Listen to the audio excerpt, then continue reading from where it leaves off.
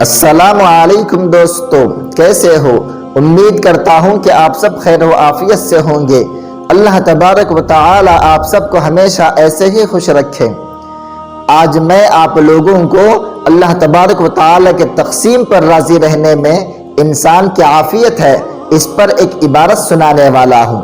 اس سے پہلے اگر آپ نے ابھی تک ہمارے چینل کو سبسکرائب نہیں کیا ہے تو سبسکرائب کیجئے اور بیل آئیکن کو کلک کیجئے تاکہ ہماری آنے والی ہر نئی ویڈیو آپ تک پہنچ سکے۔ جو عبارت میں آپ لوگوں کو سنانے والا ہوں اس کے اندر اللہ تبارک و تعالی ہم سب کو 4 چیزوں کی طرف متوجہ فرما رہے ہیں۔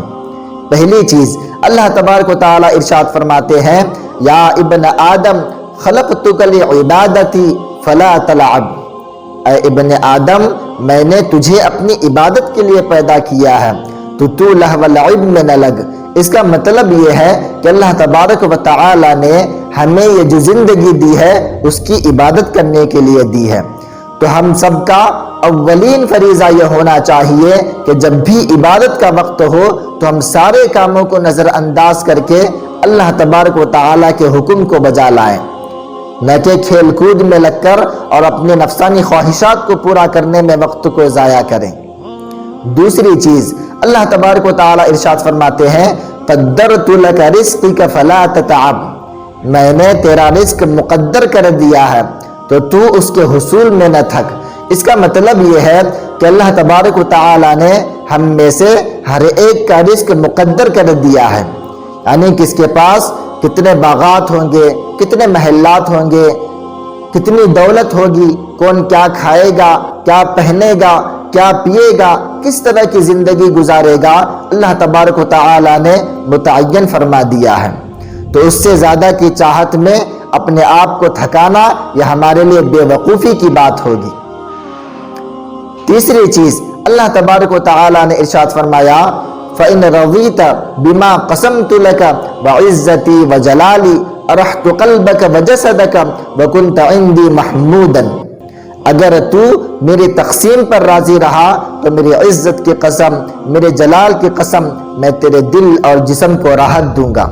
اور تو میرے نزدیک برگزیدہ بن جائے گا۔ اس کا مطلب یہ ہے کہ اللہ تبارک و تعالی کی طرف سے ہمیں جو بھی نعمت ملی ہے، چاہے امیری کی زندگی ملی ہو، چاہے غربت کی زندگی ملی ہو، جو بھی نعمت اللہ تبارک و تعالی کی طرف سے ہمیں ملی ہے، اگر ہم اس پر راضی رہیں گے تو پھر اللہ تبارک و تعالی ہمارے دل اور جسم کو راحت بخشیں گے اور ہم اللہ تبارک و تعالی کے برگزیدہ بندوں میں شامل ہو جائیں گے۔ تو اسی لیے ہمیشہ ہر حال میں ہم سب کو اس بات کی کوشش کرنے چاہیے کہ جو بھی اللہ تبارک و تعالی کی طرف سے ہمیں نعمت ملی ہے اس پر ہم راضی رہیں۔ چوتھی چیز، اللہ تبارک و تعالی نے ارشاد فرمایا، وَإِن لَّمْ تَرْضَ بِمَا قَسَمْتُ لَكَ سَلَّطْتُ عَلَيْكَ الدُّنْيَا تَرْقُصُ كَمَا تَرْقُصُ الْوُحُوشُ فَلَا تَزِيدُ مِمَّا قَسَمْتُ لَكَ وَكُنْتَ عِنْدِي مَذْمُومًا، اگر تو میری تقسیم پر راضی نہ رہا تو میں تجھ پر دنیا کو مسلط کر دوں گا، پھر تو ایسا مارا پھرے گا جیسے ایک وحشی جانور پھرتا ہے، اس کے باوجود تو میری تقسیم سے زیادہ حاصل نہیں کر پائے گا اور تو میرے نزدیک ناپسندیدہ بن جائے گا۔ اس کا مطلب یہ ہے کہ جو بھی انسان اللہ تبارک و تعالی کے تقسیم پر راضی نہ رہے گا تو پھر اللہ تبارک و تعالی اس انسان پر دنیا کو مسلط کر دیں گے،